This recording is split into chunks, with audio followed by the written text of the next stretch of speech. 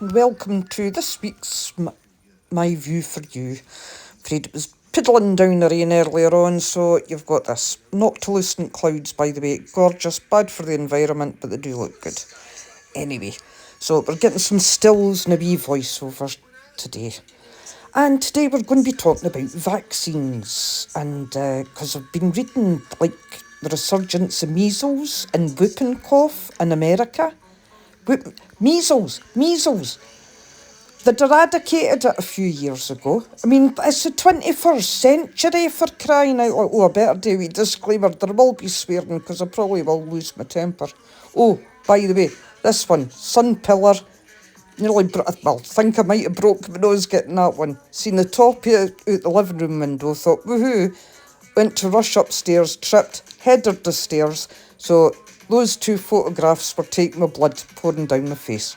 Anyway, back onto vaccines.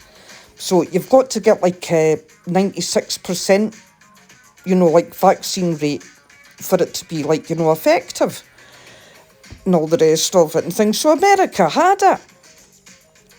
And now, because of the fannies and things, the anti-vaxxers with the COVID shite and things, it's like, they're losing it. They're actually losing that thing. Whooping cough. They're actually worried about polio making a comeback. Polio, for fuck's sake. It's mind-blowing. But it was actually foretold, because I can mind reading something, I think it was one of my ex-husband's books, this architect guy that had, ideas about, humanity and things and that. And he was saying, you get to a point, people, technology and, the advancements and things like that, and things get that good that people get too complacent and start doubting it because they just take it for granted that it's going to be there, so therefore they can doubt it with impunity. Bit like, alternative facts and things, that was kind of the start of it creeping in. And that's and he foretold this, foretold, it was but I read it in the book and things, and when it starts breaking down, you get rid of critical thinking, that's already just about out the window there and things, but you also get the doubting of science and that, and things like diseases like measles and that making a resurgence because people don't believe in vaccines anymore. So it's just, but it blows my mind with that was okay maybe back in the 50s.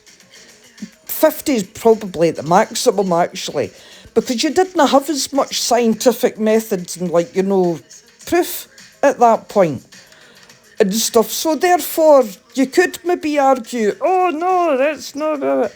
But you can't do that now. We've got decades and decades of proof that it doesn't do anything.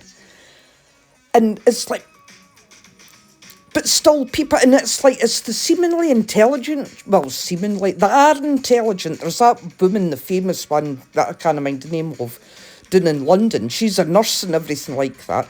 I've got one in my own family that they've got a master's, and they don't believe in vaccines. They're an anti-vaxxer. I mean, how mind-blowing is that you could be educated to university level and have beliefs do you know what I'm saying that, and all these people that are not university level educated that are racists and arseholes and things like that. So, maybe no, it's just, that's a kind of belief thing, I think. The science thing, that's the one that really blows my mind. I mean, it's the other stuff you can argue with and that, philosophically and all that sort of shite, sociologically and things, but science, you can't really argue with that when it's black and white there in front of you. And particularly when it comes to saving lives, I mean, the amount of lives that have been saved by vaccines is millions. Millions and millions and millions of people have been saved for vaccines, and it's no, they didn't exist. But what can you do?